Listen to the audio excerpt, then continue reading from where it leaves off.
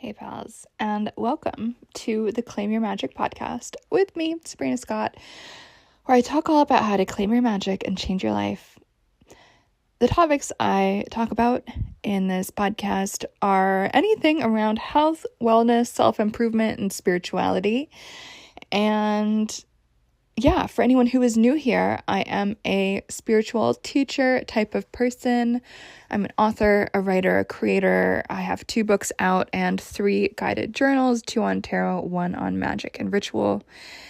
And weirdly, I am also doing a PhD in philosophy of science, and I'm really working on finishing that up this year. I talk a lot about healing, wellness, trauma, magic, witchcraft, tarot, feminine energy, and I also talk a little bit about psychology and people and just my observations of what happens when people come together. My disclaimer is I am not a psychologist, I'm not a psychotherapist, I am not a counselor, I'm not anything like that. While I will be Dr. Scott sometime this year, fingers crossed, touch wood, ultimately I'll be a doctor of philosophy. So can't diagnose anyone, please know I'm not a therapist, I'm not anything like that. That's my fun disclaimer. So this is all just my opinion, and let's get rolling. So this episode is probably a little bit delayed, but I wanted to do it under the new name of the podcast. So those of you guys who've been here for a while, you'll know that I also do talk a little bit about some pop culture moments. And so I think it was last week that the final episode and reunion episodes of the newest Love is Blind season happened. So you guys might be like, no one cares about this anymore, Sabrina. It happened last week, whatever. But you know what? I've been thinking about it and I want to make the episode anyway, especially since I made another episode kind of midway through the series. And so I just want to do a little bit of a recap and an assessment of the whole situation now that we know a lot more about what happened on the show and a lot more about who people are, right? Because some of the things I said, now that we have more information, didn't exactly age the best, right? So let's break it down. So, okay, Love is Blind, season 6. Some of you guys might be like, Sabrina, why do you even care about this? Well, the fact of the matter is, as I said in the previous times I've talked about Love is Blind, well, we're all human beings, right? Whether we are witches, whether we're spiritual, a lot of us do desire connection and love. And some of us might be single, or some of us might be struggling in our relationship. Maybe some of us are very happy in our romantic relationship, but are having trouble with friends or family. Relationships are relevant and interesting and important to pretty much everyone, right? And wherever there's people, wherever there's groups of people, that is where interesting things happen interpersonally. And so if you guys have watched everything, spoiler alert, I'll be giving spoilers in this. If you've watched everything, you will know probably the biggest upset of the entire show was what happened actually outside the bounds of filming, what happened outside of the show that ended up getting leaked. So those of you who listened to my other episode about season 6 will know that I gave Trevor a pretty good review. It's like he was being pretty sweet. He dealt with her rejection really well. He was being, he chose the one girl he liked. He was moving towards her, etc., etc. All looks like, from the outside, healthy masculinity. And pretty much the entire internet, before this stuff got leaked, was super in love with him and was like, protect Trevor, he's the best, blah, blah, blah. And you know what? I thought so too. I was like, okay, this dude seems all right. But what was revealed shows so much what a lot of women have to deal with on the dating market. And that happens to be some men doing an act, seeming very genuine, saying the right things, doing the right things, seeming like a good person. But actually, it is all an act. And so just as a bit of a recap, what ended up happening was text messages between Trevor and his girlfriend that he had when he went into the show got leaked by her because allegedly he had threatened her that if she leaked any of these screen caps that would out him as having had a girlfriend before he went on the show, that he was going to leak their sex tape videos or something. Again, this is all screen caps from the internet. This is all alleged. Don't sue me. But these screen caps are floating around the internet. And so if this is true, like what the allegations basically are, what the screen cap leaks basically allege is that Trevor had this girlfriend as he went onto the show. He was never planning to do the show seriously. He wanted to be able to go do the show, get famous, have everyone love him as the best person, it seems like, and then say no at the altar. As he's famous, then he can go back to his normal girlfriend, and then they can, ride off the coattails of the fame with the show. So it seems like it was all incredibly calculated, that he was going on there with this I'm a really good guy persona and doing and saying all the right things. And it's so interesting because it was so close to working. No one really would have known this unless those screenshots were leaked by that ex-girlfriend. Because I guess they broke up. He, dumped her once he had his little fame brigade happening or something. And so this just goes to show, right? It really only is time that will show you if you are let's say, a woman dating men. It really only is time that will show you who somebody is. And I know I'm not the only woman who has had experiences where a guy will do all the right things, say all the right things, and it will seem really good at the beginning. But over time, you kind of realize, okay, this is just all a charade. This is all an act. This is just something to lull me into a false sense of security so that I fall for this person or so, whatever, fill in the blank. And this is a thing that happens. And I think we saw this so interestingly highlighted with Trevor's behavior in this season and just the allegations that came out. And for those of you who watched the reunion, obviously it was addressed. He seemed a little bit shell-shocked. He was there for like 5 minutes, and then they were like, okay, you can leave now, bye, fuck off, basically. And it was the most rude I've seen Nick Lachey, one of the hosts, be to a contestant, being like, you can leave now, dude, like, bye. And to me, that was super, super interesting just for him to get that call out. And he didn't really have anything to say for himself, really. And so it was nice to get that, those allegations at least acknowledged and addressed, like those allegations and screenshots that were flying all over the internet after the episodes had dropped, be addressed in the reunion. That this guy who presented himself as a super good guy was actually the worst guy. And I think this is a thing that all women who date men should really pay a lot of attention to. Is that, like, oftentimes that vetting process, you really do need that time to really sort someone out, because anyone can pretend to be a good guy for a few weeks, maybe even a few months.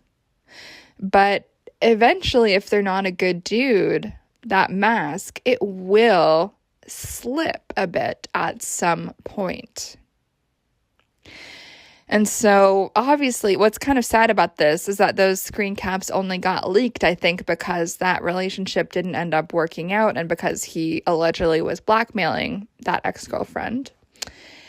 And obviously, we just see a lot of really shisty people. The ex-girlfriend sucks for even being involved in that. Trevor sucks for just being horrible for all those obvious reasons.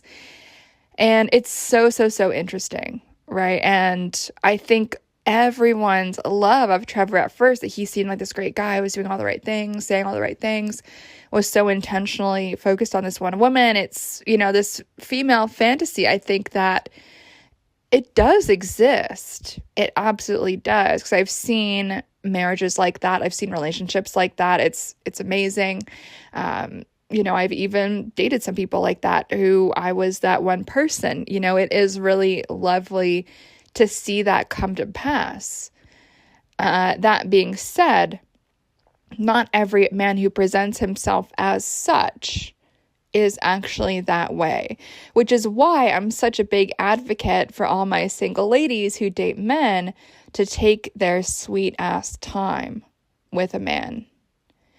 There's no rush. Don't rush having sex. You don't need to rush making a relationship official, because it's really it's over time that you really get to see who someone is. And I think this is true with everything, like friendships, work relationships, whatever.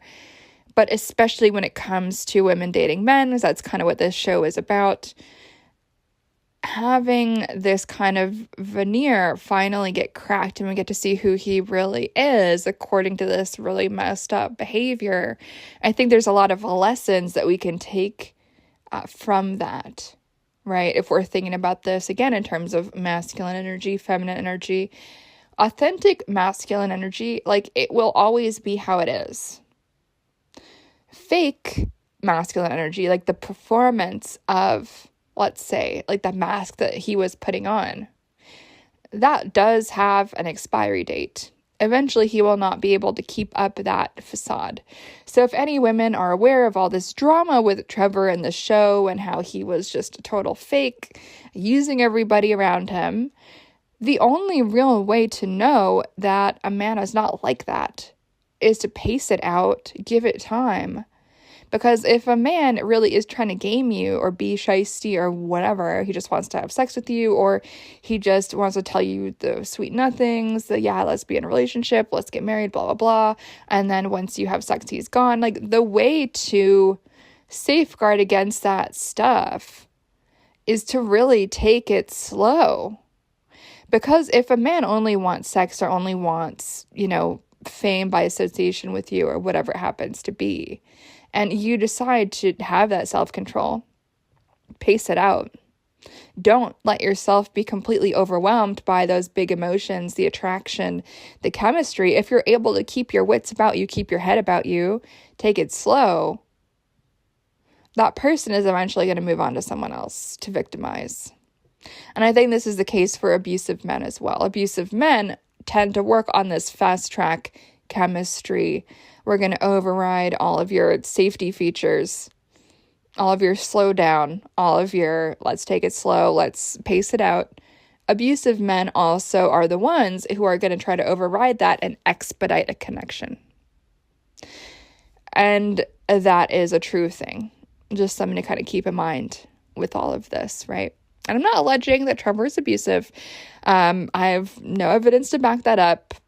That being said, we do know he behaved in this way that was disingenuous. And I think a lot of men also behave that way too, outside of the context of the show. And so that is just something I want to leave any women listening to this with, that just to know that it is so important to pace things out, to really vet someone, to really assess someone. Because eventually, if it is an act, they will drop the ball at some point. And we don't want to be invested at the time that happens, right?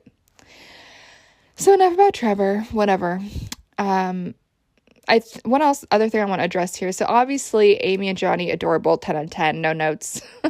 Actually, I will speak on them in just a moment. I love them. They're my favorite. Who else I want to talk about here? So AD and Clay.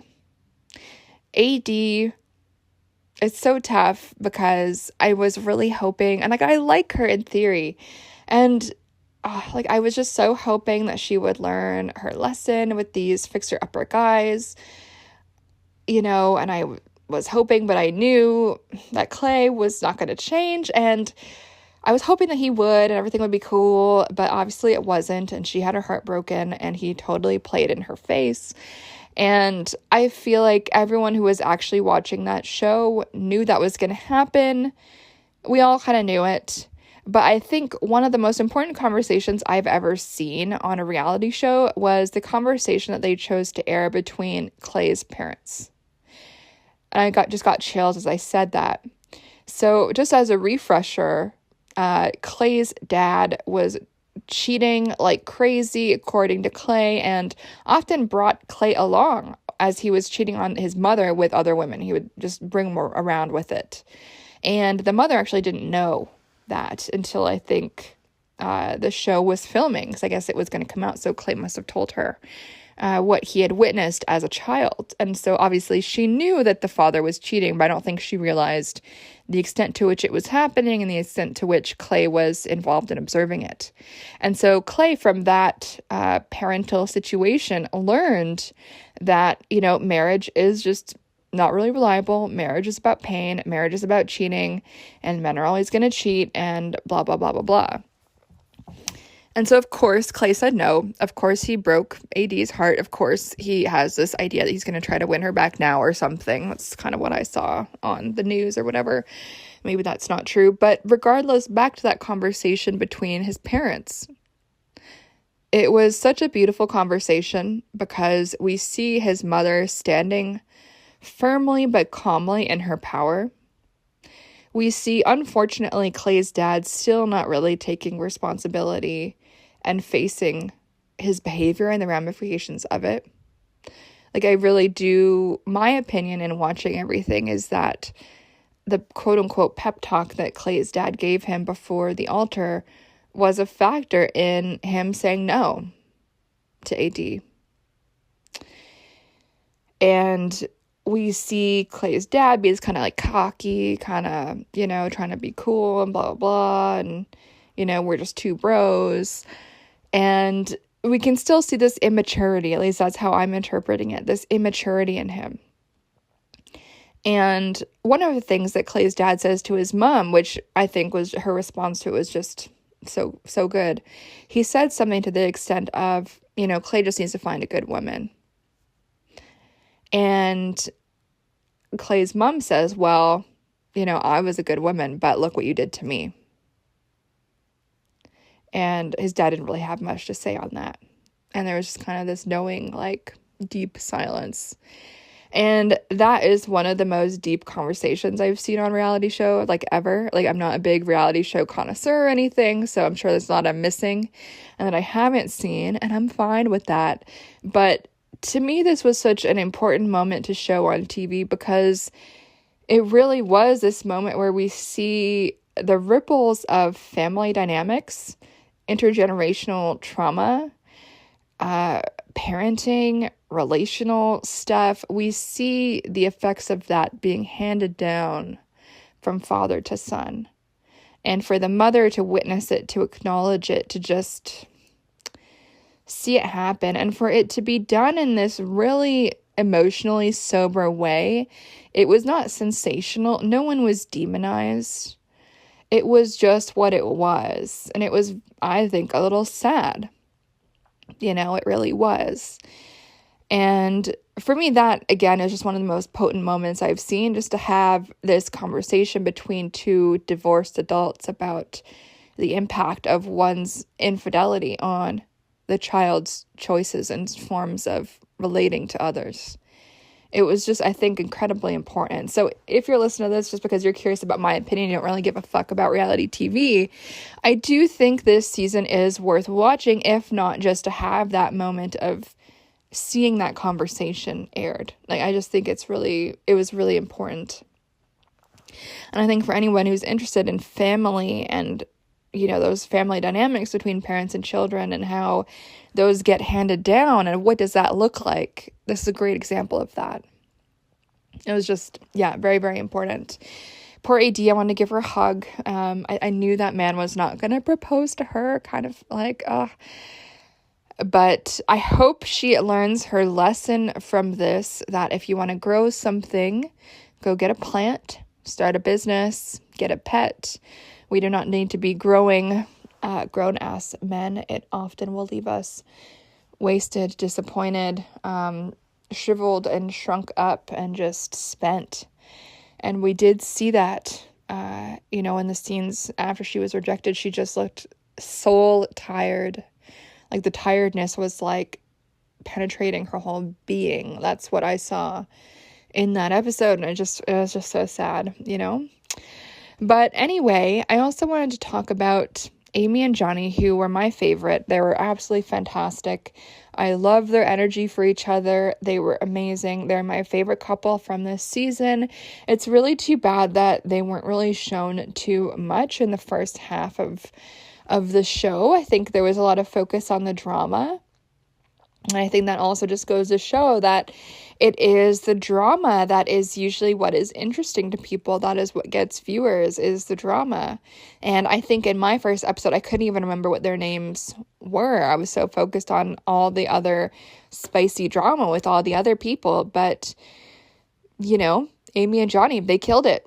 They seem to have so much love for each other. They're just, their vibe is so pure, and it just is so loving, and I love their respect for one another. I love how obsessed they seem with one another in their own way, and it was just such a pleasure to see their joy, and I just fucking loved that. And so I think this season is worth a watch, even just for their relationship and seeing it evolve and blossom and bloom, and it just was really, really beautiful to see.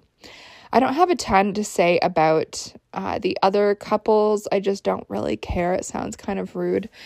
But, I have nothing else to really say. Obviously, Kenneth, his way of just being obsessed with his phone, not the vibe. Let's just say that. And the stuff with Jimmy and Chelsea, I think, what do I want to say about that?